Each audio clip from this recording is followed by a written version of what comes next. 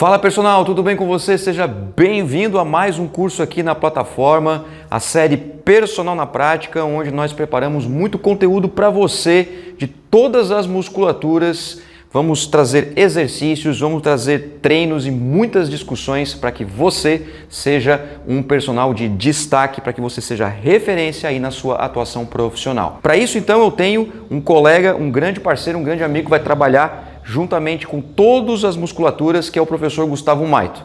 Você já deve conhecer o professor Gustavo aqui dos outros cursos. Se você não conhece, vai conhecer os outros trabalhos também que a gente tem aqui, curso de corrida de rua, curso de treinamento funcional, entre tantos outros que nós já desenvolvemos aqui na plataforma. Basta você acessar. Se você já assistiu, ótimo, você sabe que o nosso trabalho é muito bem feito. Bom, para isso então, nós organizamos um vídeo que ele é teórico e prático. E também ele é um 2 em 1, ou seja, nós vamos conversar com você sobre a manipulação das variáveis do treinamento de força. E basicamente nós vamos focar aqui nesse vídeo em volume, intensidade, intervalo entre as séries e também a velocidade da ação muscular. Tem outras variáveis também que são tão importantes quanto estas, só que o nosso intuito aqui é frisar essas variáveis com você, porque nós vamos discutir o tempo todo sobre isso nos próximos vídeos, em todas as séries: peitoral, dorsal, bíceps, tríceps, deltoide, membros inferiores e assim por diante. Tudo que nós organizamos para você, exclusivo, para que você realmente consiga aprender o máximo possível. Bom, e aí o seguinte, para poder explicar tudo isso, eu vou usar um exemplo aqui de um exercício simples. A ideia não é focar aspecto biomecânico, nada disso,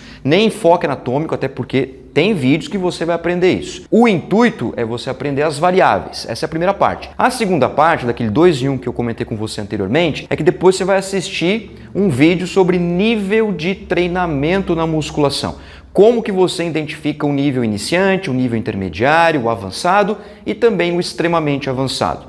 Tudo com base na mais pura evidência científica, inclusive mais recente evidência científica. Mas por que isso é importante? Bom, porque os nossos vídeos estão repartidos, separados em níveis de treinamento. Então você vai ver o vídeo de iniciante, musculatura peitoral, treino para avançados na musculatura dorsal. Você vai ver desta forma. E isso é importante, por quê? Porque você não pode colocar qualquer método de treinamento para qualquer nível. Você precisa adequar os métodos de treino aos níveis dos seus alunos, independentemente se é masculino, feminino e da idade do seu aluno ou da sua aluna. Por isso que é fundamental você ter essa aula, que nesse caso nós vamos passar para você aqui uma aula teórico-prática, então eu vou explicando para você ao mesmo tempo que nós vamos desenvolvendo a prática. E depois você vai assistir um vídeo teórico, mas também tem práticas, para que você consiga aprender tudo sobre variáveis de manipulação, pelo menos os conceitos básicos que todo personal trainer tem que ter, independentemente se ele trabalha no 1 a 1 ou se ele trabalha na sala de pesos ou em lugares mais específicos, como clínicas, estúdios e assim por diante.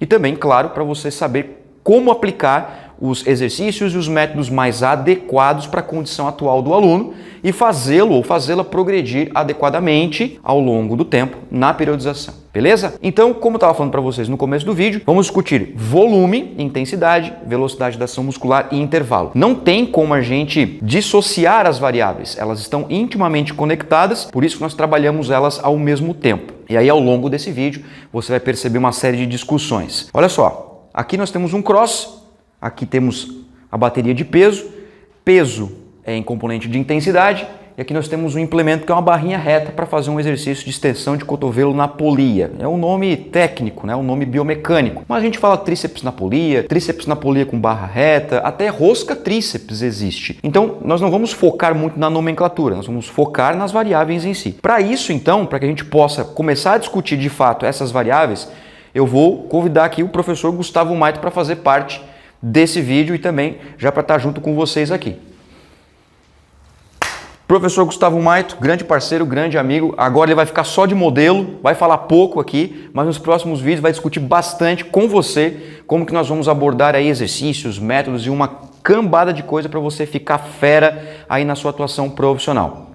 Então esse vídeo é mais para a gente explicar as variáveis de treinamento e também o nível de treinamento, as variáveis de manipulação, como é que você manipula, ok?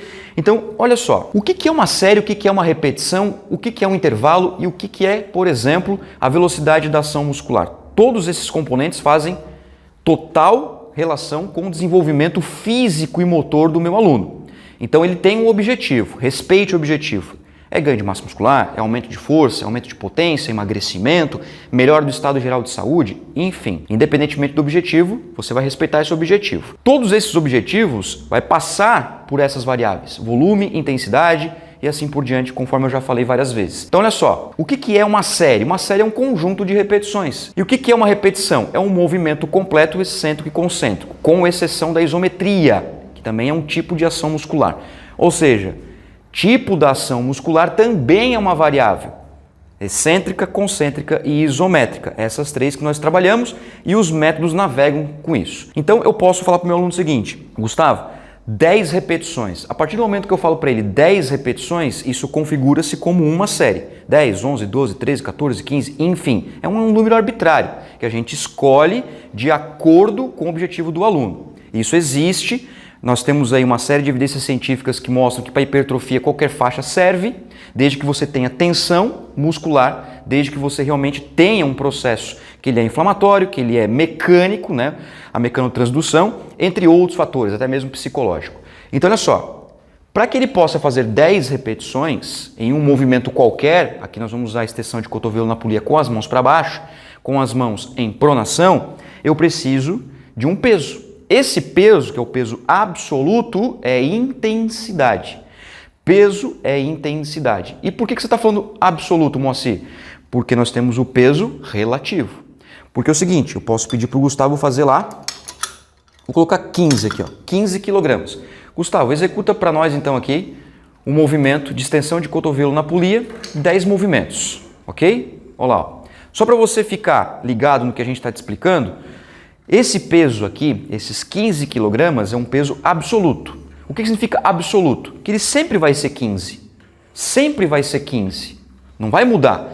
Agora, por que tem um peso relativo? Porque esse 15 depende de quem é o indivíduo que está aqui. Esse 15 está relacionado à máxima capacidade dele de fazer uma repetição ou um movimento completo com um peso máximo. Tudo bem? Então, esses 15 quilos para ele representa X. Para mim, Moacir, representa Y.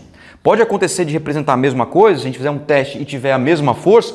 Pode, mas é uma coincidência e você só vai saber se você fizer um teste. Agora, esses 15, ele é relativo também, absoluto, porque 15 é sempre 15, e relativo porque relaciona-se à capacidade máxima de esforço dele. Você reparou que ele fez 10 movimentos. Reparou na velocidade da ação muscular?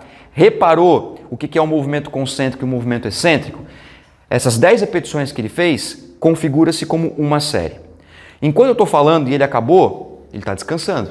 Isso se chama intervalo entre as séries. Por que é um nome mais interessante falar intervalo do que descanso? Porque descanso remete ao passivo. Ele remete, apesar de que hoje a gente tem um descanso ativo. Então a gente fala intervalo ativo, intervalo passivo. Porque o intervalo, ele é uma estratégia, ele é uma forma de manipular. Não é para o indivíduo descansar, ele é para o indivíduo ele se organizar na estratégia de treino. Gustavo, de novo, por favor, faz mais uma quantidade de repetições. 10 agora de novo. Então veja, ele descansou, ele intervalou, porque a musculação é um método intervalado. Aqui, ó, repare o seguinte, ó, ação concêntrica, quando ele empurra a barra para baixo. E ação excêntrica, quando a barrinha sobe. A barrinha sobe, quando o punho vai atingindo a linha do cotovelo, temos a excêntrica. Dá para ver um músculo bem tensionado, tríceps braquial, nesse caso que é o foco deste exercício. Apesar de que a gente não está falando de foco de exercício, mas é importante para você ter o raciocínio. Então, olha só, a partir desse momento ele cumpriu 2 séries de 10 repetições. O que isso significa? 2 séries de 10 repetições é volume. 2 séries, 10 repetições, volume de treinamento. Outra particularidade do volume é o tempo sob tensão. E o tempo sob tensão está relacionado com aquela outra variável que eu falei para vocês, que é a velocidade da ação muscular. Porque essas 10 repetições ele fez naturalmente. Essa naturalidade na execução dele, vamos colocar aí que ele levou mais ou menos uns 2, 3 segundos para cada movimento completo, ele ficou aí mais ou menos uns 25, talvez 30 segundos até completar as 10 repetições. Agora o que eu posso fazer? Eu posso manter a mesma intensidade, ou seja, os 15 quilos, manter o mesmo volume, ou seja, 10 repetições, e posso manipular, por isso que a gente é manipulador de variáveis, controlador de variáveis, manipular a velocidade da ação muscular. E nesse caso aqui, como ele está fazendo com cinesia, com movimento de fato, eu posso manipular a concêntrica ou a excêntrica. Eu vou pedir para o Gustavo fazer o seguinte, 1 segundo para a concêntrica, ok? E 3 segundos para a excêntrica. Como o Gustavo é um indivíduo avançado, então ele já entende muito bem isso, né? Além de professor de educação física, é treinado e também é avançado. Então é muito mais fácil para ele entender esse linguajar. Bora lá? Repare o seguinte, vai ser as mesmas 10 repetições. O que vai mudar? Ó, vai mudar exatamente a excêntrica dele. Então, nesse sentido, personal, o que eu alterei aqui? O que eu manipulei? O volume. Tá, Moacir, mas o número de repetições continua o mesmo, que são 10? Exatamente. Mas o que eu estou alterando aqui? O tempo sob tensão. Eu estou deixando ele mais tempo sob tensão. Por qual tipo de ação muscular? Que é uma outra variável de manipulação. Pela ação excêntrica. Pela ação excêntrica. Porque eu posso fazer pela concêntrica também. Posso fazer pela isométrica. Ou seja, quando a gente olha as variáveis de manipulação, elas servem também para que a gente possa adequar os métodos de treino. Porque vai ter método que vai mexer na velocidade da ação muscular, como o SST. Vai ter método que vai incrementar tipos de ação muscular, como por exemplo, o pico de contração. Vai ter métodos que vão trabalhar na manipulação do peso do exercício, como por exemplo, o drop set e assim por diante. Então nós vamos trazer tudo isso aqui para vocês, só que dentro da estrutura do treinamento. Por isso é importante você assistir essa aula, então fica até o final, que a aula ainda é bastante longa, eu sei disso, mas vai passar assim, ó, rapidão, e ainda você precisa entender e aprender o nível de treinamento. Tranquilo, né, Gustavo? Show de bola. Então ele fez 10 repetições com mais tempo sob tensão. É óbvio que isso vai aumentar o quê? A percepção subjetiva de esforço do aluno. É nesse ponto que eu quero entrar agora. Nós usamos basicamente 2 escalas na musculação. Claro, existem inúmeras escalas, mas no ambiente prático do personal a gente usa o quê? PSE, e o bom profissional ele usa o PSE sem precisar mostrar a escala para a pessoa. Ele já pergunta porque ele já sabe a numeração na cabeça, ele já sabe todos os descritores. Claro que isso leva tempo, né? Mas tudo bem, é um processo de aprendizagem. A PSE Omni, O de olho, M de macaco, N de nariz, I de igreja. Escala Omni, que é uma escala de PSE específica para musculação, para o treinamento de força, que foi publicado em 2003 por Robertson e seus colegas. A outra escala que a gente usa bastante para controle da intensidade é as repetições em reserva. E você vai ver o Gustavo e eu falando bastante sobre isso, praticamente em todo o exercício, em toda a série. Por quê? Porque é uma escala fácil e muito aplicável, além de ter correlação direta com o teste de um RM. Então olha que maravilha. A escala de repetições em reserva é o seguinte, eu vou pedir para o Gustavo aqui, ó, fazer uma série de 12 repetições. Veja, ó, uma série, volume, 12 repetições, volume. Pode fazer 1 segundo concêntrica, 1 excêntrica, 2 a 3 segundos, clássico. Tudo bem? Vamos lá.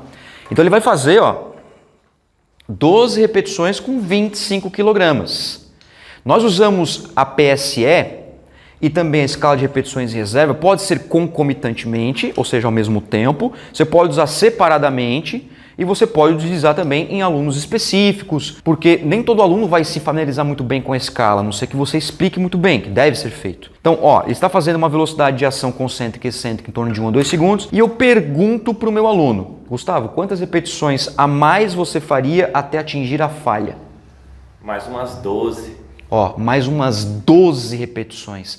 O que isso significa para mim, treinador? Isso significa que esse peso está muito leve, muito leve. E como é que você sabe disso, Moacir? Assim, ó, a escala de repetições em reserva, ela começa no 0, que é a falha. Por isso que a falha é o norte para o personal. A gente começa do 0. 0 pressupondo que ele não faz nenhuma mais repetição, nenhuma repetição a mais. Ele falhou, parou, travou, não consegue mais. Conforme você vai diminuindo o valor da escala, aumenta-se o número de repetições em reserva. Ou seja, a nota 10 é 0, é a falha, é o máximo da escala. 9 é uma repetição na reserva. 8 são 2 repetições em reserva e assim sucessivamente. Viu que ele falou 12? Como ele falou 12, 40? Eu vou colocar 40 kg para ele. E vou pedir para ele fazer mais uma série de 12 repetições. Vamos lá, volume. E nesse meio tempo teve o que, personal? Teve o intervalo entre as séries. Só porque o intervalo você joga também de acordo com a percepção subjetiva de esforço dele, de acordo com a escala de repetições em reserva, porque é o seguinte, como ele falou 12 repetições a mais ele poderia fazer, E é claro que quanto mais repetições, mais impreciso é, eu já posso encurtar esse intervalo, aumentar o peso, que é a intensidade, e controlar a intensidade pela repetição em reserva, que é o que eu vou fazer agora. Eu não estou mexendo mecanicamente no movimento, não é o foco aqui, personal, tá bom?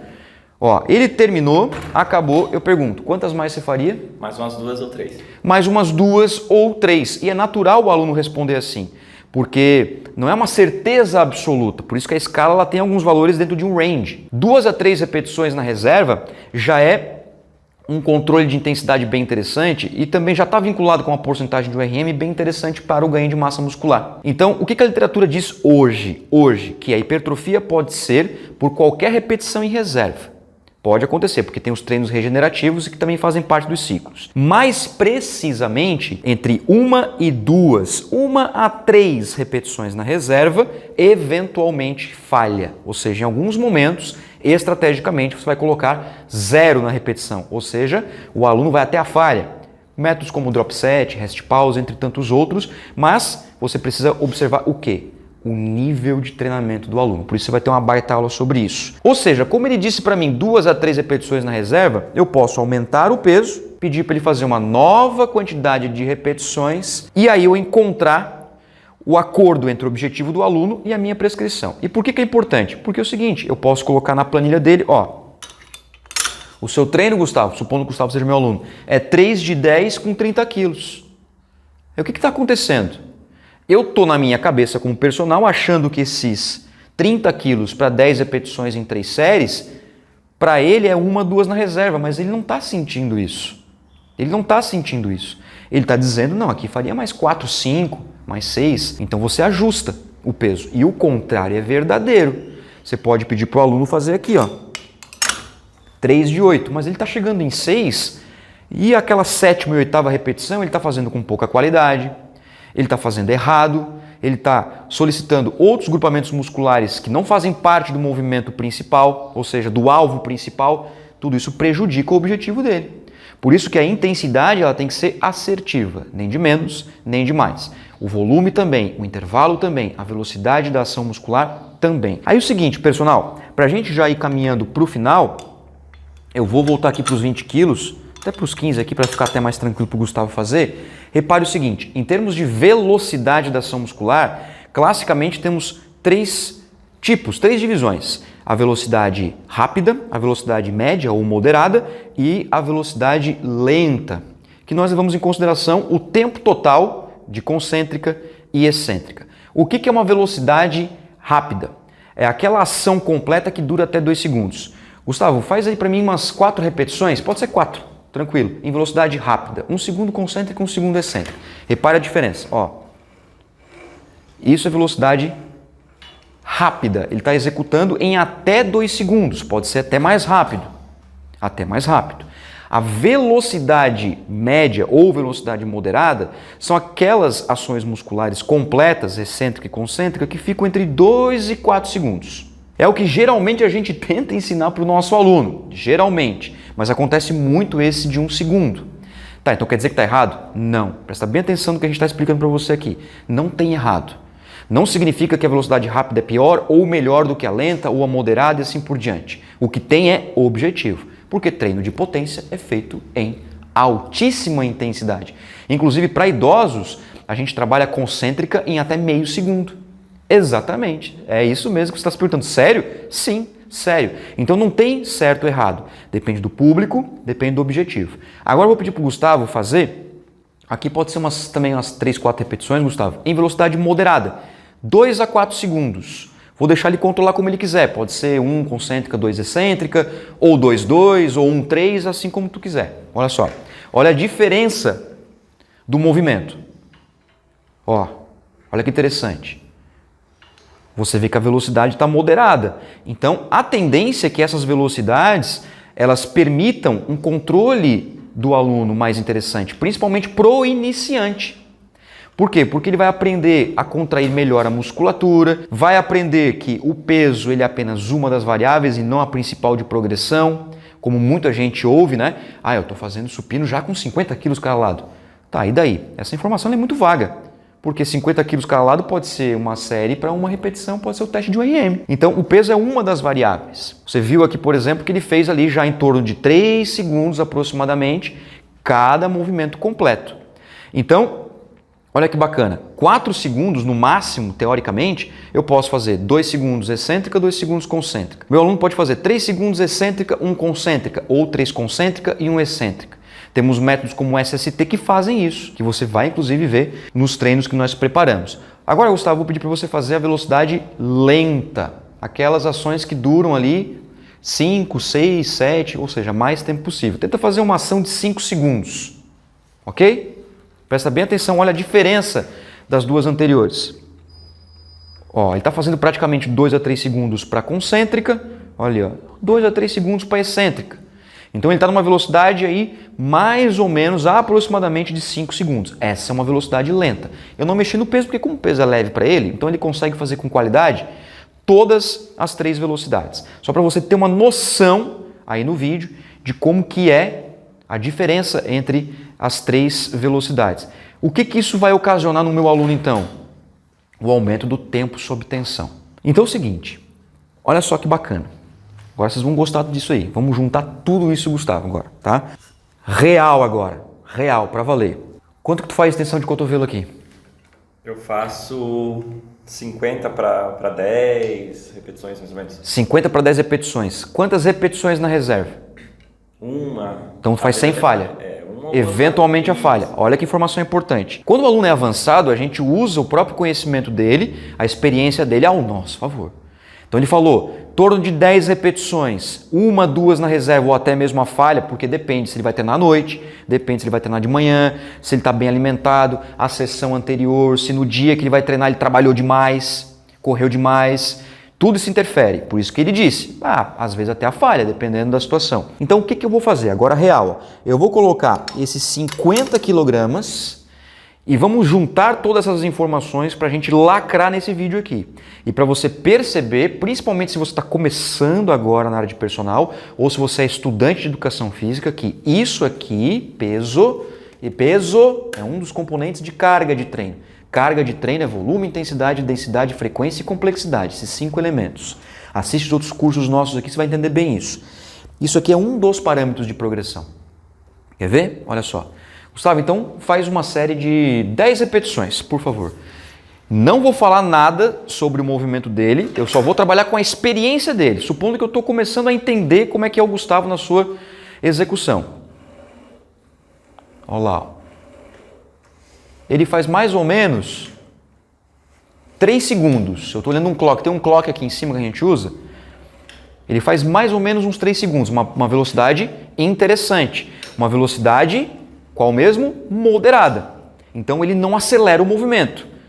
Ele faz isso com o objetivo realmente de trabalhar uma consciência. Agora é o seguinte, Gustavo, quantas repetições a mais tu faria até a falha? Uma repetição. Já estou controlando o intervalo aqui. Que eu vou deixar ele 1 minuto de intervalo. Suficiente, 1 minuto e meio. Ok? Que também é uma coisa bem interessante. Intervalos curtos até em torno de 60 segundos. Classicamente, alguns autores colocam 30, mas aí, coloca aí, ó, 30 a 60. Intervalos médios em torno de 1 a 3 minutos, 1 a 2, 1 a 3. Intervalos longos, acima de 3 minutos. Eu vou permitir um intervalo para ele aqui, que fica entre curto e médio. Só que ele falou que faltava uma na reserva, então ele tem gás ainda. Só porque ele fez 10 repetições, que foi o volume. E aqui ele fez com 50 quilos, que é a intensidade. E fez com 3 segundos, em média, na ação muscular. Estou olhando o clock aqui, estou olhando o intervalo. Então, o que a gente faz costumeiramente, personal? A gente aumenta o peso. Então, calma. Muita calma. Eu posso trabalhar, por exemplo, na excêntrica mais lenta. Eu posso pedir para o Gustavo, ao invés de fazer 10, fazer 12 repetições. Eu posso encurtar esse intervalo, que é muito interessante. Eu posso... pedir para ele, por exemplo, aqui fazer com mais peso também, claro, é uma estratégia, mas segura um pouco o peso. Trabalhe em outros elementos quantitativos, deixa o peso em segundo lugar porque o peso mexe na qualidade, a não ser que esteja muito leve. Ó, passou 1 minuto e meio de intervalo, o que eu vou pedir para o Gustavo agora? Então o Gustavo faz o seguinte, ó, com a mesma velocidade, faz 12 repetições. Então eu aumentei o quê? O volume, bora? Aumentei o volume. Então eu estou trabalhando o volume. A velocidade da ação muscular, eu vou trabalhar a mesma. Vou deixar ele fazer padrão, que está em torno aí, ó, 2,5, 3 segundos. Tá ok. Se essa é a velocidade que eu, professor, prescrevi para ele.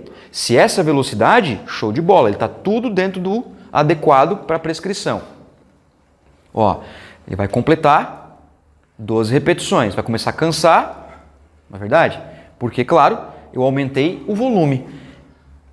Fechando, ó, quantos mais tu faria? Mais nenhuma. Mais nenhuma. Então, mexi no peso? Não. Isso é sobrecarga? Sim. Porque carga de treino é volume, intensidade, densidade, frequência e complexidade. Então eu aumentei qual componente? O volume. O que eu posso fazer também agora? Eu posso diminuir o intervalo, manter os 50 e pedir para ele voltar a 10. Posso, por exemplo, diminuir para 40 quilos e aumentar a velocidade da ação muscular para as mesmas 10 ou 12 repetições. Porque é o seguinte, se você aumentar o tempo sob tensão, no caso, aumentar a velocidade da ação muscular, você tem que diminuir o peso. Principalmente ele está próximo da falha. Por quê? Porque vai aumentar a percepção subjetiva de esforço. Aí eu posso chegar ao seguinte, ó, Gustavo, a gente fechou aqui a extensão de cotovelo na polia. De 0 a 10, supondo que 10 é o mais difícil e 0 é o menos difícil. Como é que você classifica essas séries que você fez aqui? 8. Um 8. Esse 8... na escala de Omni, significa difícil. 8 e 9 é difícil, tá? A gente vai deixar essa escala para você aqui em algum momento desse vídeo aqui, dá para você bater um print e utilizar isso. Mas é só você colocar no Google Imagens também. Coloca lá, escala de Omni 2003, para você pegar a escala validada, tá? A escala original do artigo científico, publicada por Robertson e colaboradores. A gente vai deixar essas informações para você. Ou seja, a PSE ajuda a entender a carga interna do aluno, o quanto que isso aqui resulta na resposta individual dele. Por quê? Olha só, veja que o Gustavo fez, foi 50 aqui, né, Gustavo? Tu fez, né? Ele fez 50, 10 e 12, sobrando uma, duas e na segunda não sobrou nada. Só que se amanhã eu voltar aqui nesse mesmo horário, só que vamos supor que você não conseguiu fazer a tua última refeição da noite. Vamos supor um exemplo. E que hoje você vai trabalhar ainda pra caramba. Isso vai descansar, vai te desgastar, tá no final da semana, tá aumentando o estresse que já é comum no dia a dia. E eu colocar para ele 3 de 10 a 12 com 50. Pode ser que essas cargas de treino, 3 de 10, que é volume, com 50, que é intensidade, com 1 minuto e meio de intervalo, que mexe na densidade, com a velocidade da ação muscular, 2 a 3 segundos, 3 a 4 segundos, que vai mexer sobre o tempo de tensão dele. Pode ter um outro resultado amanhã. Pode ser que ele diga, não, hoje foi moderado, foi nota 5, moderado. Mas pode ser que amanhã ele diga, não, hoje foi muito difícil, nota 10. Hoje foi muito difícil, nota 10, extremamente difícil, nota 10. Isso pode acontecer. Então você tem que estar sempre atento.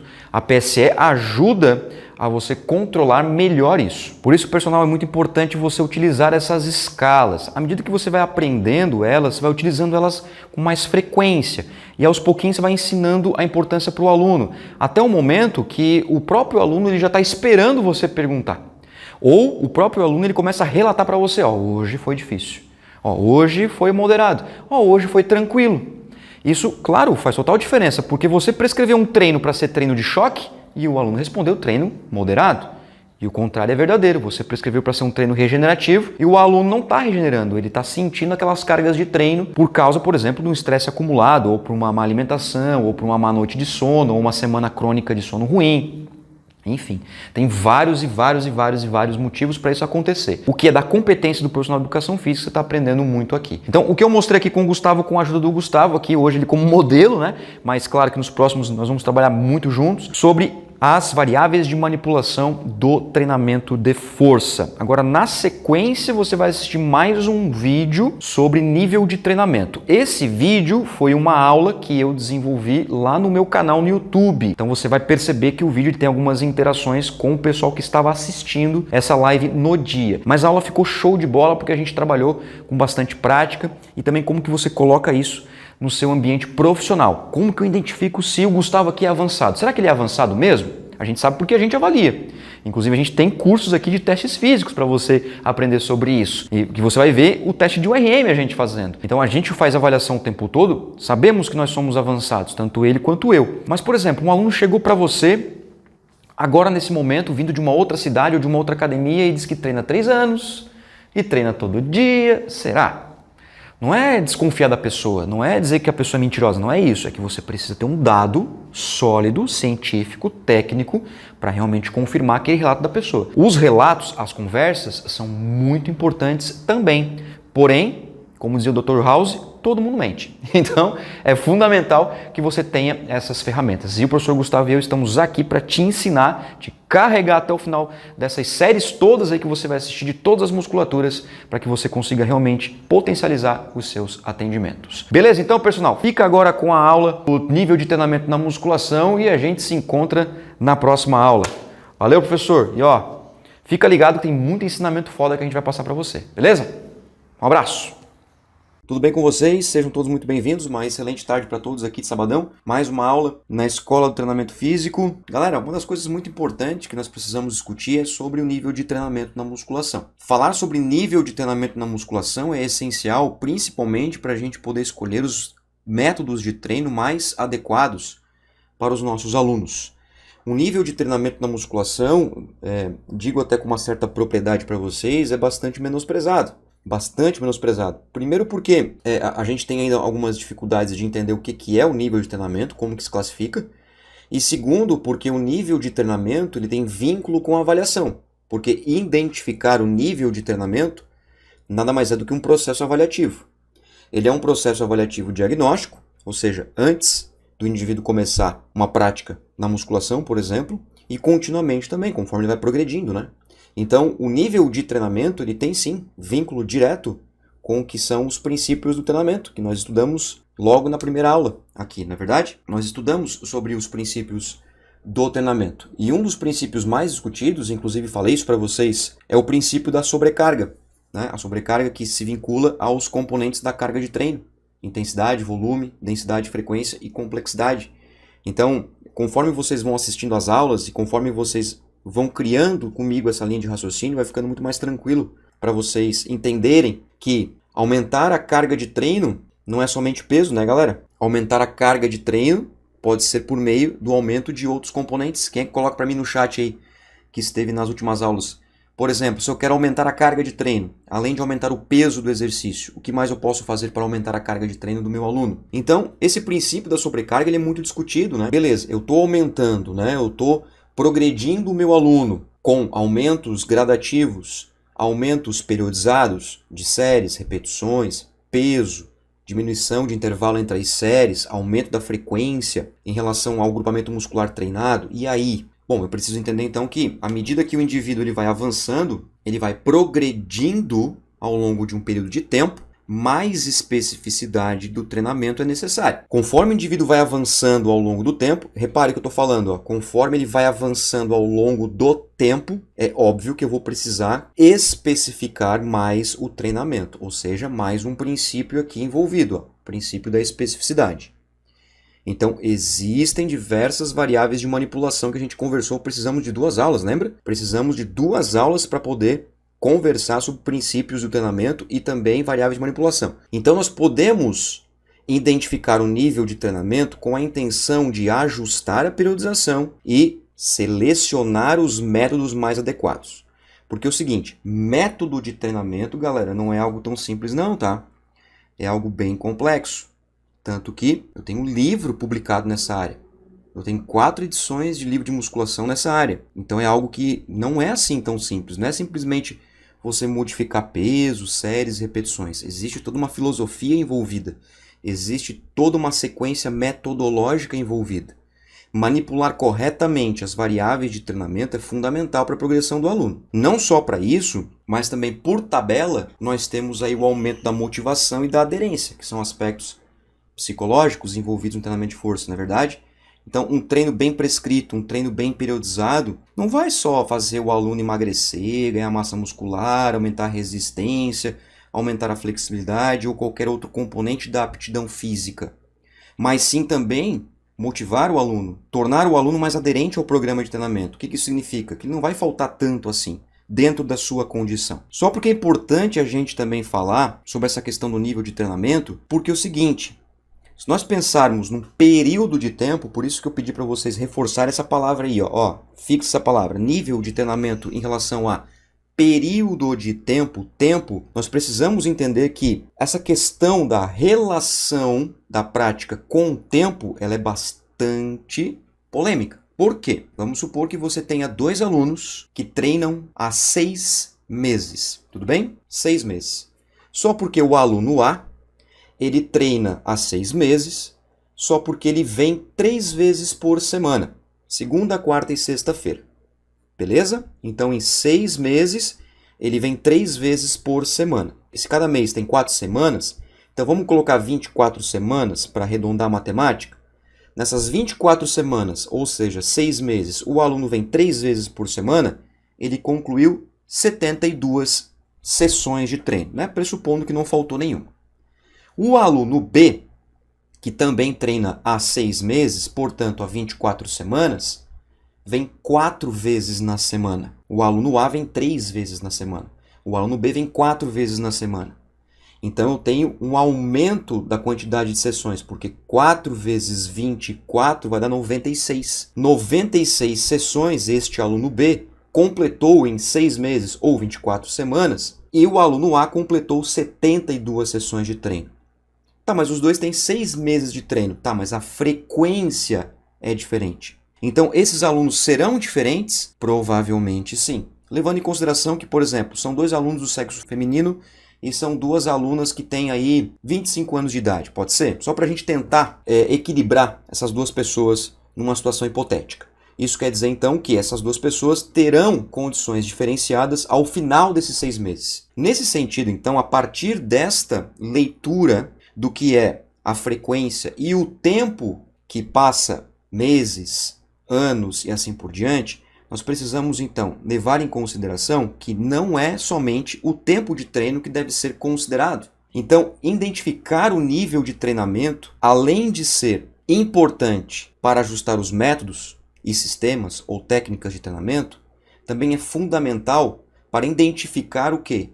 Como que o aluno vai progredindo ao longo do tempo. Então vocês podem pegar vários exemplos aí. Aluno que treina há 1 ano, mas treina 2 vezes por semana.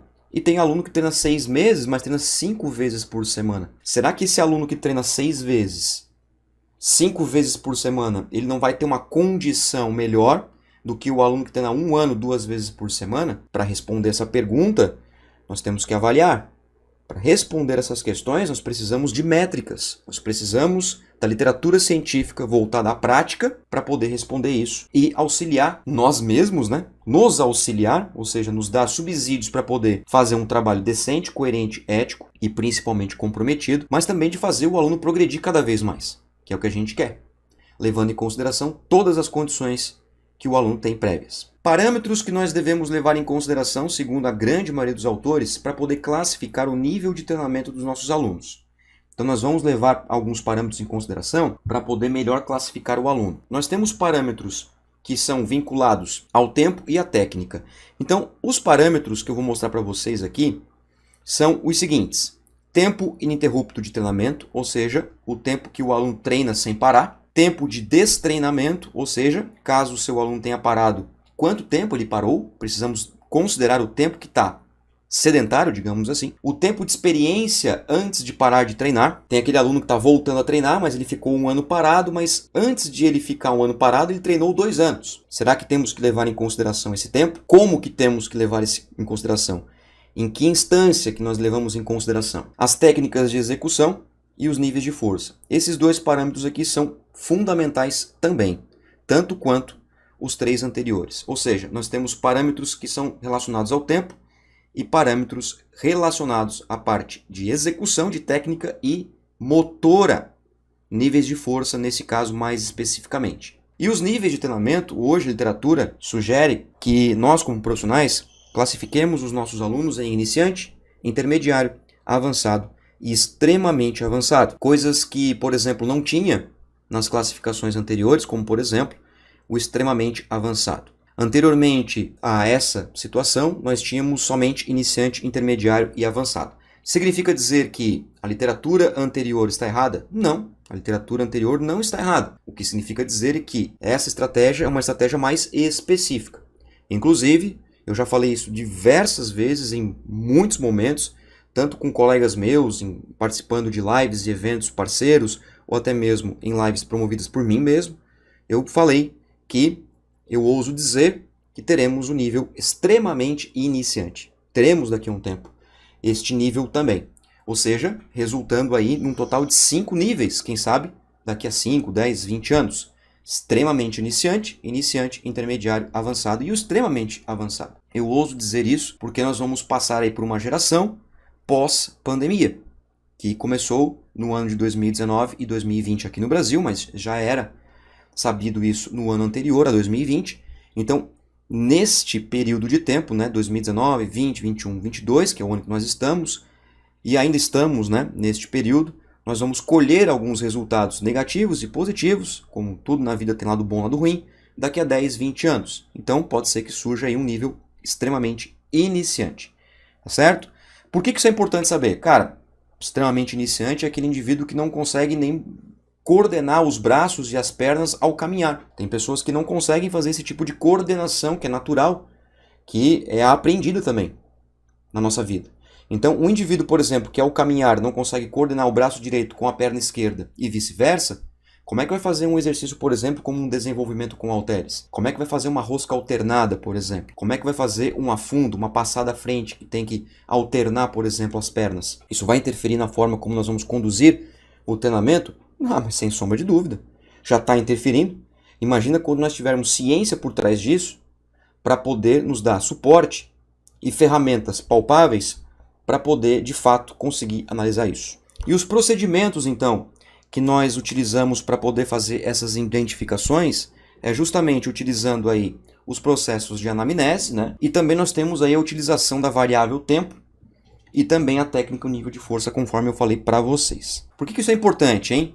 Porque eu vou mostrar para vocês algumas práticas, uma prática, na verdade, porque até pelo tempo que a gente tem, eu não consigo abordar com vocês aí 4, 5 horas como eu gostaria, por exemplo, numa aula de pós, ou num curso, mas eu vou mostrar um exemplo de como que a gente pode subestimar ou superestimar o nível do nosso aluno. Fiquem ligados aí que muita coisa vem. Galera, olha só, vou passar para vocês aqui parâmetros de tempo, tá certo? O que nós podemos considerar no nível de treinamento quando relacionado ao tempo? Nos 4 níveis, iniciante, intermediário, avançado e extremamente avançado. Então, eu vou colocar aqui para vocês os 3 itens que são levados em consideração como tempo, que é justamente o tempo ininterrupto de treinamento, ou seja, o quanto tempo o aluno está treinando, o tempo de destreinamento, ou seja, quanto tempo o aluno parou de treinar, caso o seu aluno tenha parado, ou aquele aluno que vai e volta, sabe? Sabe esse aluno que vai e volta, vai e volta, vai e volta, para 6 meses, volta 3, para 1 ano, volta 3 meses, aí ele volta só no verão, sabe esse aluno aí?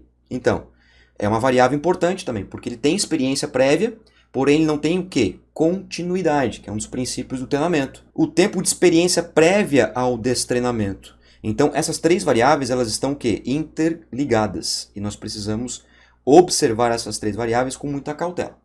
Ou seja, a literatura sugere nós observarmos os parâmetros de tempo em relação a essas 3 características. O tempo que o aluno já treina constantemente, continuamente. O tempo que o aluno parou, caso ele tenha parado com você, ou ele tenha vindo de alguma outra academia, ou ele veio de uma outra cidade, Enfim, se mudou e está voltando a treinar com você, por exemplo. E o tempo de experiência, o tempo prévio, aquilo que ele tem já no seu acervo de exercício físico também deve ser considerado. É claro, galera, que eu estou falando aqui de musculação, tá? Treinamento de força. Isto aqui, ele não é válido para outras modalidades. Nós não podemos fazer inferências a outras modalidades, ao aeróbio, ao crossfit, enfim, nós não podemos utilizar esta literatura para outras modalidades, apenas para musculação. O que é um aluno iniciante? O aluno iniciante é aquele que treina até 2 meses, é aquele que, se por acaso ele parou, ele está parado já há 8 meses ou mais do que 8 meses, e ele tem no máximo 2 meses de experiência com exercício. Então vamos supor o seguinte, ó, é aquele aluno que ele fez, sabe, novembro e dezembro, sabe aquele aluno que fez novembro e dezembro porque acha que vai ficar em 2 meses prontinho para o verão? Sabe esse aluno? E quando eu digo aluno é no termo neutro do termo, né, galera? Então pode ser homem ou mulher. O aluno ou aluna, né, que treina ali novembro e dezembro, aí para janeiro, fevereiro, março, abril, maio, junho, julho, agosto, setembro e volta de novo em outubro. Então esse aluno, por essa característica de tempo, vai ser sempre iniciante. Porque não tem o quê? Continuidade. Acumula um certo tempo de experiência, 1 mês, 2 meses, mas para por um período muito longo e não consegue voltar e continuar. Então tem muita gente assim, galera, muita gente assim. Eu tenho certeza que vocês conhecem pessoas assim. Eu tenho certeza que vocês têm alunos assim. Né? Ou pode ser até que vocês façam isso também, que não deveria, né? Faz 2 meses para um ano, sabe? Aí faz mais 1 mês para 6 meses, 7 meses. Esse tipo de aluno, de acordo com a variável tempo, né, os parâmetros de tempo, ele é iniciante. O aluno intermediário é aquele aluno que ele já consegue manter uma certa consistência, 2 meses até um ano de treino. É aquele aluno que, se por acaso ele teve alguma interrupção, foi uma interrupção entre 4 e 8 meses, nessa faixa aí. E é um aluno que já tem um acúmulo de experiência, por exemplo, aí 12 meses, né, até 12 meses, que é um ano. Então, esse aluno é aquele aluno, por exemplo, que está treinando há 6 meses direto, né, ele está direto 6 meses, mas ele parou, por exemplo, 4 meses, porque ficou lesionado, por exemplo. Se lesionou, se machucou, teve um acidente de moto, um acidente de carro, sei lá, enfim, alguma coisa nesse sentido. Mas antes estava na pegada, treinando direto há um ano. Só que daí aconteceu alguma coisa na vida dessa pessoa, se acidentou, se machucou, teve que ficar aí 4 meses parado, mas voltou, conseguiu voltar e está já há 6 meses. Esse aluno, pela característica de tempo, parâmetros de tempo, é intermediário. Bom, e vocês já perceberam, vocês já estão ligados, né, que conforme a gente vai avançando o nível, é claro que essas métricas elas vão sendo cada vez mais restritas. Como, por exemplo, o avançado é aquele indivíduo que treina há pelo menos um ano, de 1 a 3 anos. O tempo de treinamento, caso tenha parado aí, é coisa de 1 mês, no máximo 4 meses. E tem muita experiência prévia, né? Então, eu costumo dizer que este nível aqui é o nível mais comum de acontecer na realidade das pessoas que buscam o exercício por saúde, por qualidade de vida, por hipertrofia, por emagrecimento. É o que a gente consegue chegar com muito mais facilidade do que o extremamente avançado. Por quê? Porque o extremamente avançado é aquele indivíduo que treina 3 ou mais anos, né? Então ele tem um tempo de treino muito grande, nunca parou, o que é praticamente impossível. Em algum momento esse indivíduo vai parar de treinar. O tempo de experiência, ele é como se fosse ad eterno. É como se fosse eternamente. Aqui, na minha opinião, e num cenário um pouquinho mais específico, eu só consigo observar atletas aqui. Claro, pode ser que tenha pessoas, deve ter pessoas que treinam nessas condições. Vou dar o meu exemplo, eu gosto sempre de usar eu como estudo de caso, porque o melhor estudo de caso é você mesmo, né, galera? Eu, Moacir, por exemplo, eu treino desde 2009. Eu treino desde o ano de 2009. Eu entrei na academia e eu pesava 51 quilogramas. Vocês acreditam nisso? Um saco de cimento eu pesava. Né? De frente parecia de lado não tinha nada. Se batesse um vento sul, me levava. Eu tinha 50 quilogramas, 51 quilogramas quando entrei na academia. Quando eu fiz a minha primeira sessão de familiarização na musculação. De 2009 para cá, são 13 anos. É claro que eu parei de treinar? Sim, teve épocas que eu fiquei 1 mês sem treinar.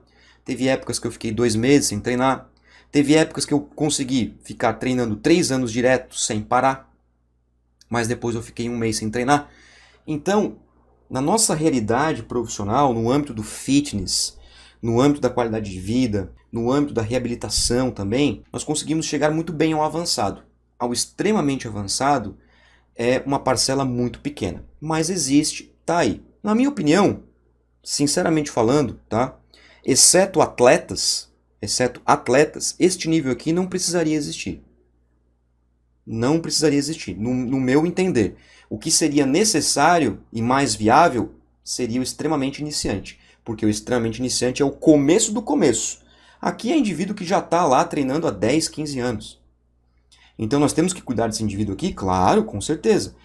Só porque se ele é um atleta, ele já é por si só cuidado. É algo para a gente refletir. É uma literatura que, na minha opinião, Eu não sei se vocês conhecem esse artigo aqui que eu estou apresentando, é o artigo de Santos Júnior 2021, que para mim é bastante limitante. Para falar bem a verdade, não teria necessidade de fazer esse nível aqui.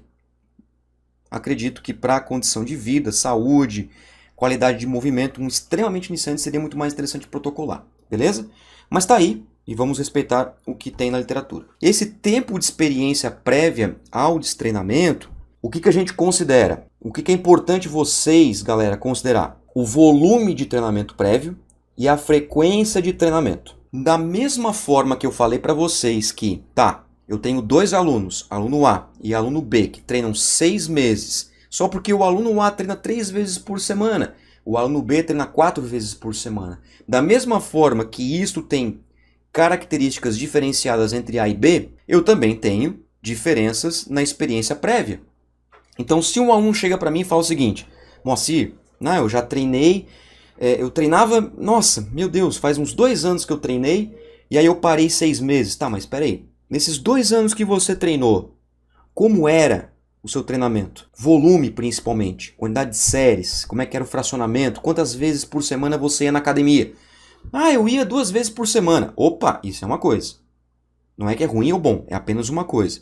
Um outro aluno que chega para mim e fala o seguinte: não, assim, eu estou parado 6 meses, mas antes de parar, eu estava treinando direto, cara. Direto. Sabe aquele aluno que fala isso para você? Direto, 2 anos. Ah, é? Beleza. Quantas vezes na semana você treinava nesse período de 2 anos? Não, treinava todo dia, de segunda a sexta, só folgava sábado e domingo. Opa, isso é uma outra condição. Isso é uma condição diferente do aluno que treinava 2 vezes por semana. Ou seja, o parâmetro de tempo ele é subjetivo. Até porque dizia o Einstein já, que o tempo é relativo. Ou seja, não é porque o aluno treina há 3 anos que necessariamente ele vai ser um cara extremamente avançado. Ele treina 3 anos, só que ele treina segunda e quarta só. E um outro aluno treina 1 ano, segunda, terça, quarta, quinta e sexta. Eles são ou não são diferentes? São. Não precisa nem fazer matemática. São diferentes. O aluno que treina de janeiro, 1º de janeiro, até 31 de dezembro, de segunda a sexta, só falta ou só folga sábado e domingo, ele é totalmente diferente do indivíduo que treina 3 anos direto, segunda e quarta-feira. São alunos diferentes, porque a quantidade de sessões cumpridas, a quantidade de frequência é totalmente distinta. Por isso que se bate muito na questão da frequência semanal. Por isso que eu sugiro a vocês, a ciência também sugere, que vocês analisem isso em parâmetros de tempo. Em relação, então, à pontuação, como é que a gente vai seguir para a gente chegar a um estudo de caso? Então eu estou fazendo essa introdução a este nível de treinamento para poder chegar a um estudo de caso. Vou mostrar para vocês na prática um estudo de caso, que a gente fez com um aluno nosso. A pontuação ela vai de 1 a 4 para cada item. Então o aluno ele pode ter, sim, pontuações diferentes nos diferentes itens. Então eu posso ter aquele aluno que está começando agora na academia, recomeçando, por exemplo, que está 1 mês treinando, só porque antes ele ficou ali, por exemplo, 4 a 8 meses parado e antes disso ele treinou durante 1 ano. Então aquele aluno que treinou 1 ano, parou 4 meses e agora ele está voltando e neste momento do tempo ele está há 1 mês treinando. Então ele recebe pontuação de iniciante por esta característica aqui, ele recebe pontuação de intermediário pelo tempo de destreinamento e recebe a pontuação de avançado pela experiência prévia ao treinamento. Isso se eu considerar o volume e frequência como algo realmente substancial para ser considerado avançado. Certo? Vamos lá. Agora chegou a hora da gente ver os parâmetros técnicos e motores. E eu vou começar mostrando para vocês o parâmetro de força. Só que diferentemente do que nós temos de mais recente na literatura, o que eu fiz? Eu fiz uma junção da literatura clássica com a literatura mais atual, levando em consideração exercícios que são mais rotineiros na nossa realidade como profissional de educação física ou como praticante da musculação.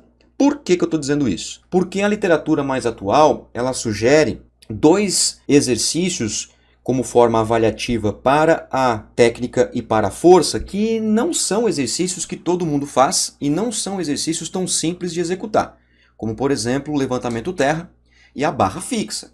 A barra fixa é um dos exercícios mais complexos que existe. Parece que é fácil, mas não é. Você pode me dizer, tá, mas Moa, eu faço 15 barras. Tá, mas eu gostaria de ver como é que você faz essa barra fixa. Eu gostaria muito de ver. Se você não balança o tronco, se você deixa as pernas estendidas, se você não cruza os pés, deixa os pés paralelos, bonitinho, encostado, se você passa o queixo da barra, sem fazer força na lombar. A barra fixa realmente como deve ser feita, na sua parte técnica, já que a biomecânica é algo que nos massacra o tempo todo, e o que tem de expertise, e o que tem de expert em biomecânica, pelo amor de Deus, tem muito aí, né?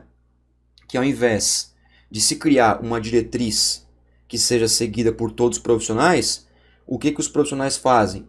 Cada um quer criar um próprio método, como se cada um tivesse um jeito certo de fazer o supino reto. Já pararam para perceber isso? Que ao invés de protocolar uma forma correta de executar, entre aspas, né, correta entre aspas, de um agachamento, cada um diz uma forma de executar como se fosse um único método exclusivo e só aquela pessoa detém isso. Partindo dessa linha de raciocínio, o que eu fiz aqui para vocês? Trazer exercícios que são mais costumeiros, né?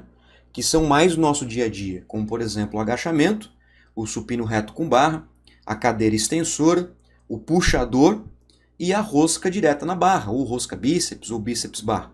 São exercícios que costumeiramente nós encontramos e prescrevemos. Eu duvido você ter um treino aí que você prescreveu para um aluno seu sem nenhum desses exercícios. Que são exercícios muito bons, são exercícios gerais, são exercícios amplamente investigados e são exercícios que estão vinculados com as nossas atividades da vida diária. Então são excelentes, sempre foram e sempre serão.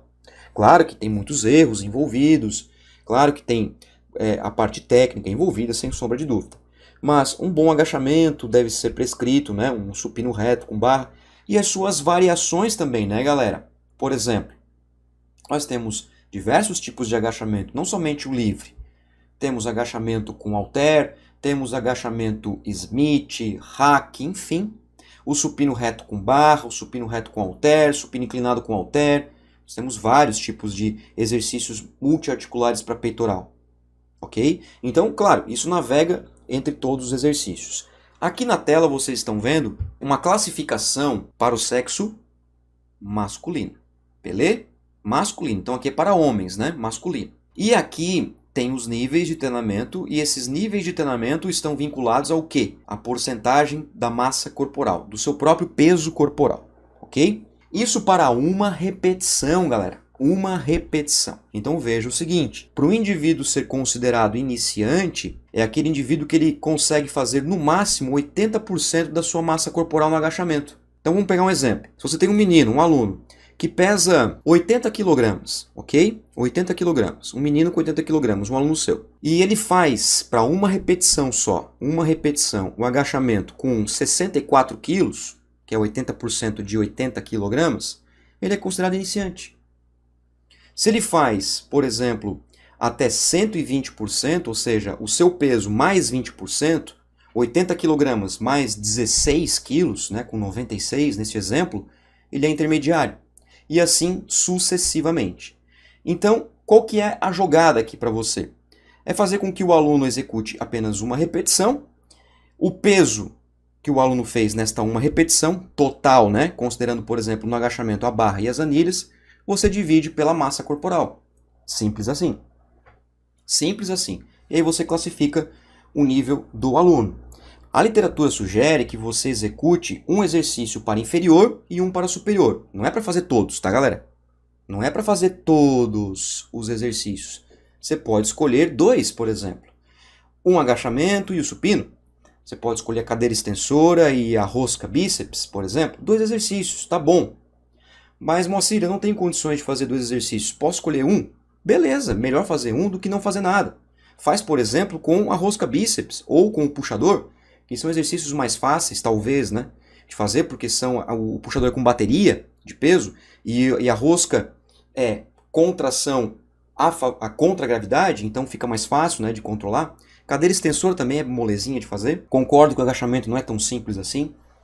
E você pode utilizar essas métricas que você está observando aí na tela agora.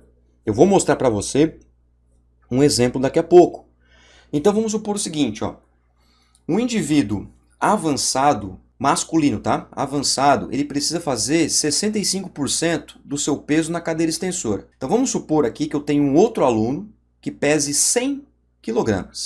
Tudo bem? 100 kg. E você vai lá e coloca 65 kg na cadeira extensora. Aqui na bateriazinha de peso, ó, você coloca 65. Se o aluno fizer uma, fechou, já é avançado. Se fizer duas, é extremamente avançado. Entende?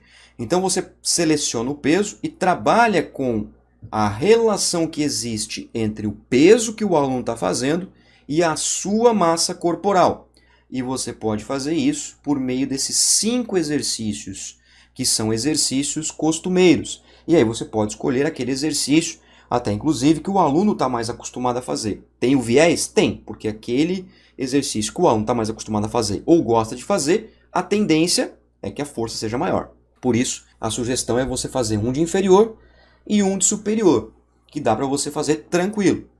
E, da mesma forma como o parâmetro de tempo que eu mostrei para você na tela anterior, você vai pontuar de 1 a 4. Então, se o aluno é iniciante, é 1 ponto. Intermediário, 2. Avançado, 3. Extremamente avançado, 4. Isso para qualquer exercício. Galera, então é o seguinte, para a gente deixar essa linha de raciocínio até mais tranquila, qual que é a diferença do masculino para o feminino? A diferença estão nos percentuais. As diferenças principais estão na relação da massa corporal com o peso em uma repetição. Os valores são inferiores? Sim, porque as mulheres têm menos força do que nós homens, biologicamente falando. Então, nos parâmetros de força, né? Os parâmetros quando a gente olha para a força muscular, as mulheres elas vão ter menos do que a gente, isso, claro, em contexto biológico. Ou seja, tudo que for para o masculino é maior do que para o feminino. Veja que eu vou trocar aqui rapidinho. Ó. Você pode ver que os valores do feminino são inferiores ao masculino. Em todos os exercícios, em todos os níveis. Tudo bem?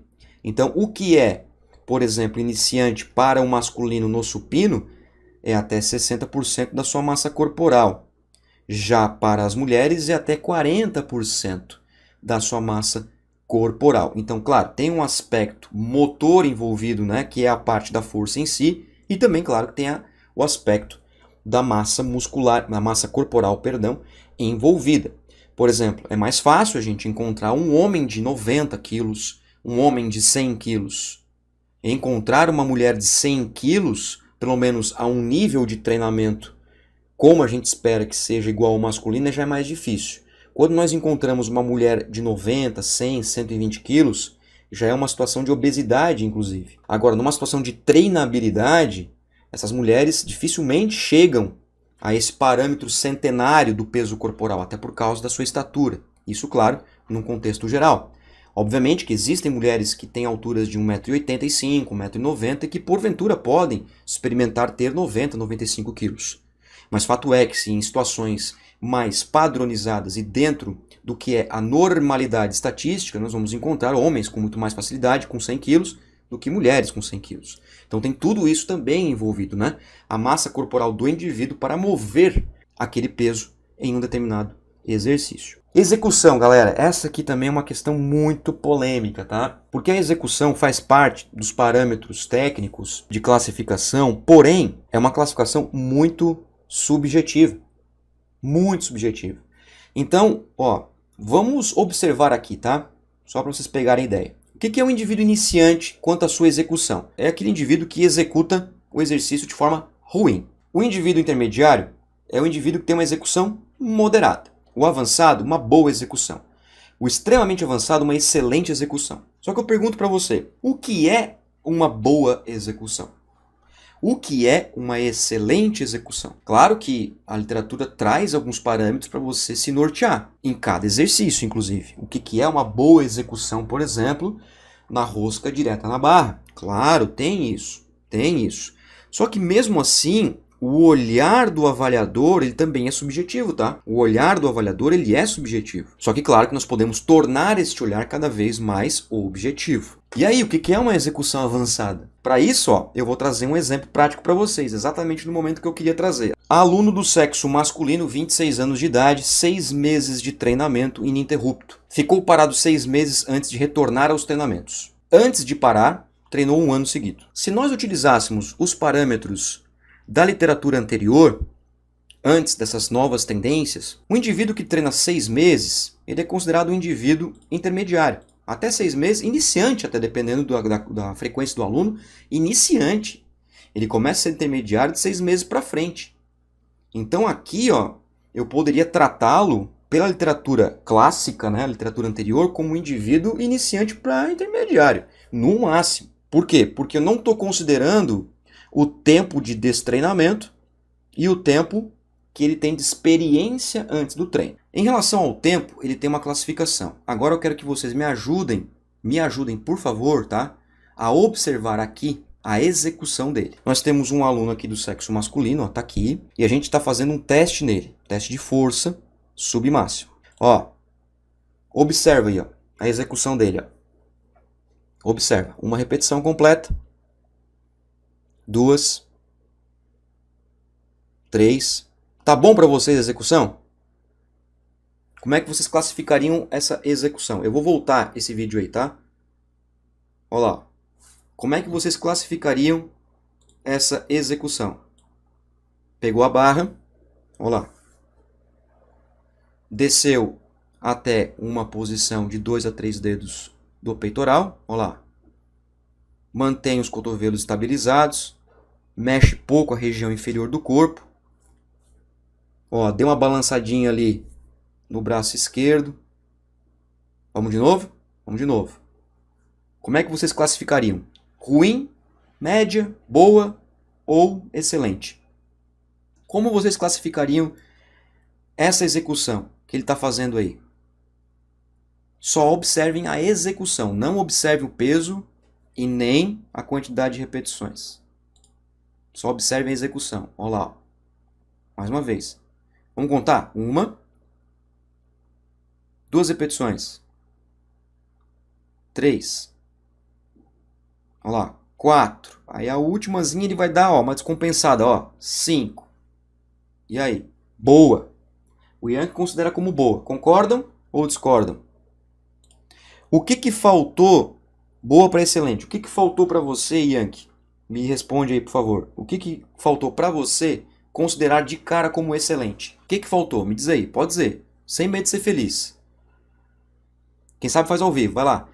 Por quê que você considerou boa de cara e não excelente? O que te faltou aí? Observado por essas câmeras, né? Que foi uma câmera por trás e uma câmera frontal. O que faltou? Antes de eu entrar na discussão do peso e da repetição. Vai colocando aí. Olha que interessante. O nosso aluno aqui, ele está fazendo 5 repetições, ele fez 5 repetições com 70 kg.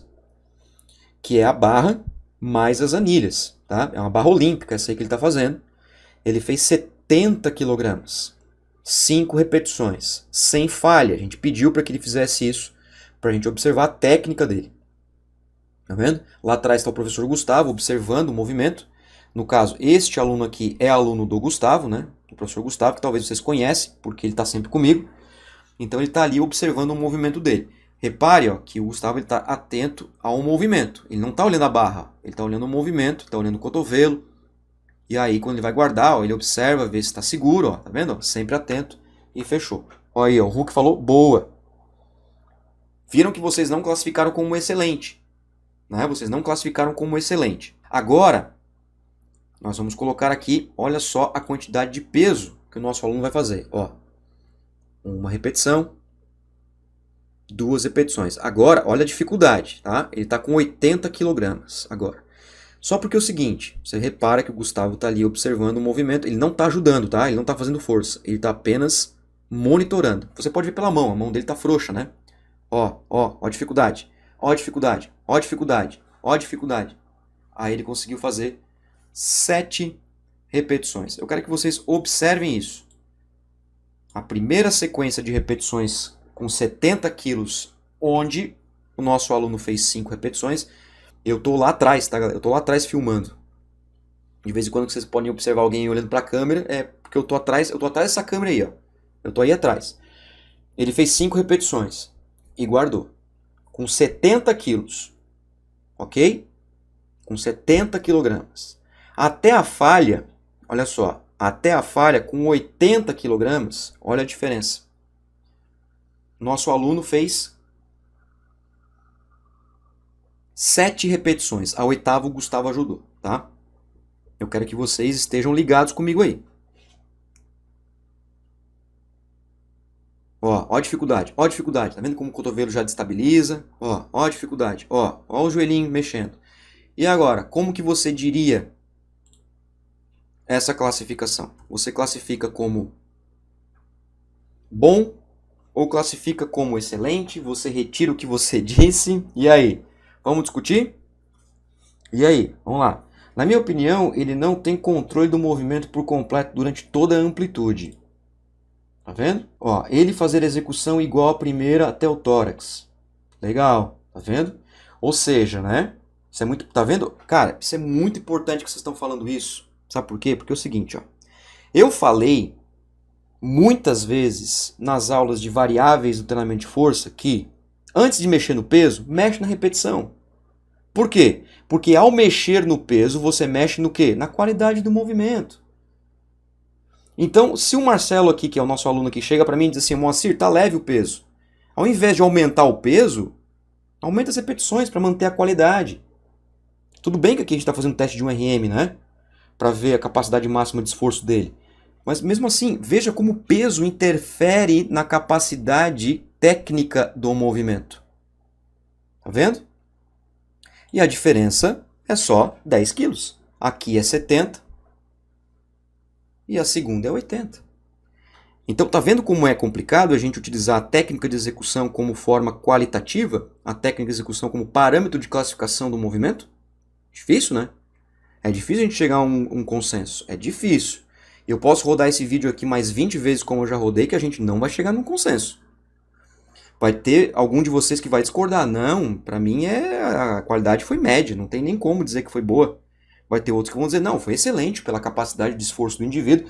Esse tipo de discussão que eu quero com vocês. Vamos pra frente? Medo dessa pegada sem o dedão por trás. É, Marcos, tá vendo? Olha lá, a execução é regular. Dá muito trancos no cotovelo, José fala. Tá vendo? Mas por quê? Porque o peso tá alto. Só porque ninguém falou. Tá vendo como vocês são? Olha só. E tá vendo como a gente é também, porque eu também sou da área. Ninguém parou para lembrar que o indivíduo ele tá 6 meses treinando só. Ah, ninguém lembrou que ele está treinando 6 meses. Será que 6 meses é suficiente para ele aprimorar a técnica? Aí você pode me responder, tá, mas ele treinava há 1 ano. Aí eu te contra-argumento, tá, mas ele parou 6 meses também. Tá vendo? Esse é o tipo de discussão. Vocês estão observando a técnica do indivíduo como se ele fosse um cara avançado. Mas não, gente, ele é iniciante. Ele estava como iniciante, o contexto de iniciante, cara. Lembra que eu falei para vocês que até 6 meses é iniciante? A nova literatura que joga esse indivíduo com 6 meses de treino como intermediário, então será que ele tinha condições realmente de fazer esse peso todo aí? Essa é a pergunta. Tá vendo? Por isso que vocês não têm que idolatrar artigo científico. Ah, mas é um estudo altamente citado. É um estudo de um dos autores mais renomados do mundo. Tá, mas tem suas limitações, como vocês estão vendo na prática. Olha só, eu nem vou entrar muito especificamente nisso aqui, porque eu já fiz várias lives sobre isso, tá? Mas olha só, é possível estimar um RM a partir de repetições feitas até o máximo com um determinado peso. Se você quer saber mais sobre isso aqui, no meu canal eu já fiz várias lives só explicando sobre isso. Tem vídeo só sobre equações de predição de um RM, onde eu mostro 12 equações. Tem, é só buscar no canal. Então você viu que o nosso aluno ali, ele fez 7 repetições com 80 quilos. Por meio de equações de estimativa, como você pode ver aqui na tela, é possível estimar um RM do meu aluno, ou seja, o quanto de máximo ele move sem precisar levar o meu aluno ao máximo. A partir dessa linha de raciocínio, eu fiz aqui 97 dividido por 80. O que é esses valores aqui? 97, galera, é o peso máximo dele estimado. Ele não fez 80 kg com 7 repetições? Então, se fosse uma repetição, ele faria mais. Ele faria mais peso. Porque 7 ele fez 80. Uma repetição ele faria mais. Então, eu uso equações da literatura para chegar em uma repetição. ou seja, o peso movido estimado para uma repetição. Eu uso algumas métricas que eu também não vou entrar em detalhes agora, mas eu adotei como padrão 97 kg. Ou seja, o aluno faria 97 kg se ele fosse levado até o máximo. Aí o que eu posso fazer? Eu posso pegar esses 97 kg e dividir por 80, que é a sua massa corporal. Aqui então a força relativa dele dá 1,21. Então o nosso aluno ele consegue mover 1 kg e 210 gramas para cada quilograma da sua massa corporal. Olha que legal, né? Legal pra caramba, né? E aí eu posso classificar o meu aluno no supino reto. Não tem lá classificação para o supino reto? O que é avançado, o que é extremamente avançado? Então, ó, olha que legal. Pelo tempo que ele está treinando, intermediário, 2 pontos. Pelo tempo que ele parou, avançado, 3 pontos. Pelo tempo de experiência, avançado, 3 pontos. Pela execução, 3 pontos. Boa. Eu, Moacir, considerei como boa. Eu pedi a opinião de vocês para a gente discutir aqui no chat, mas eu já tinha adotado como boa execução. E não como ruim e nem como médio. Justificativa.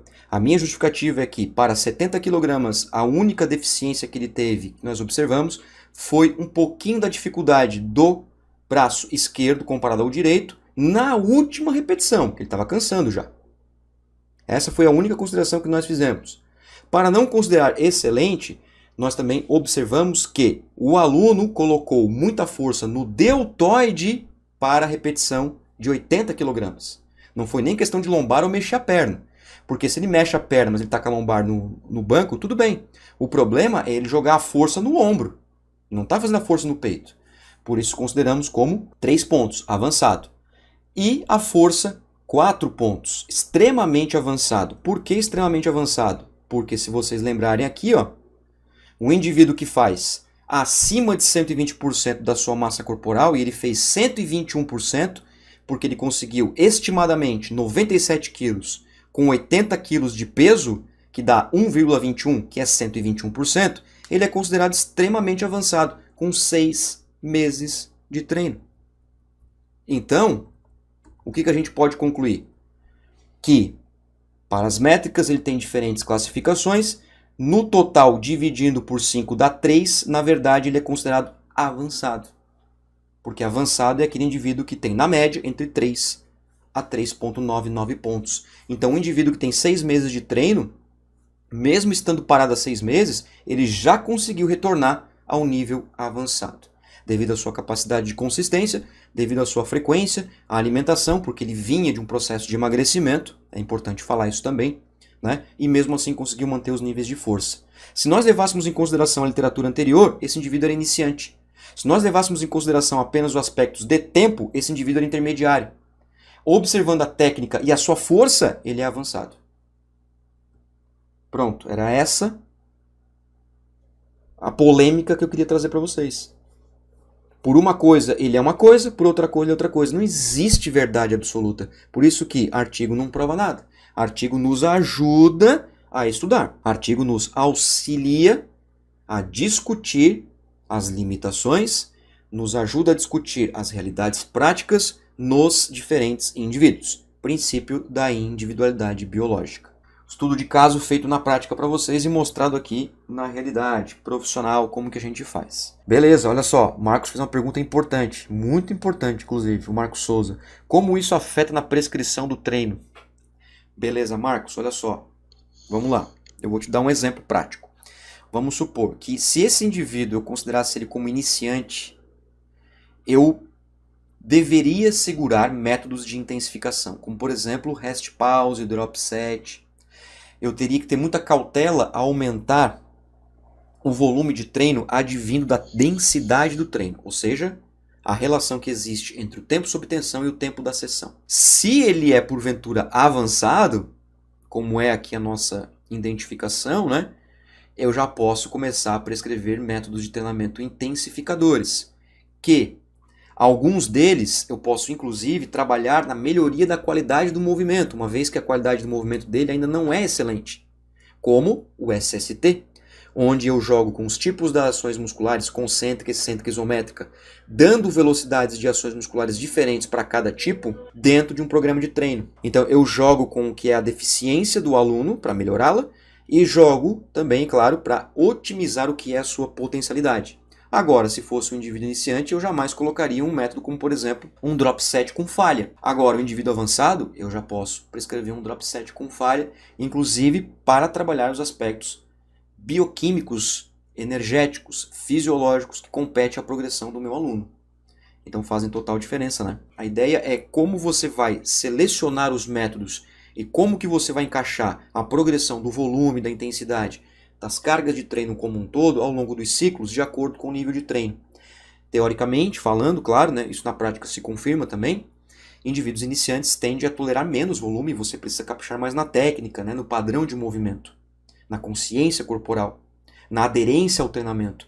E conforme vai progredindo de nível, você vai progredindo também o que é o refinamento da prescrição. Encerramos mais uma aula aqui na escola e qualquer dúvida me procurem. Deixe o seu like, se inscreva nos canais oficiais Telegram e YouTube e fiquem ligados nas novidades que eu vou passando aqui para vocês. Até mais então. Valeu, galera. Muito obrigado, tamo junto. Valeu.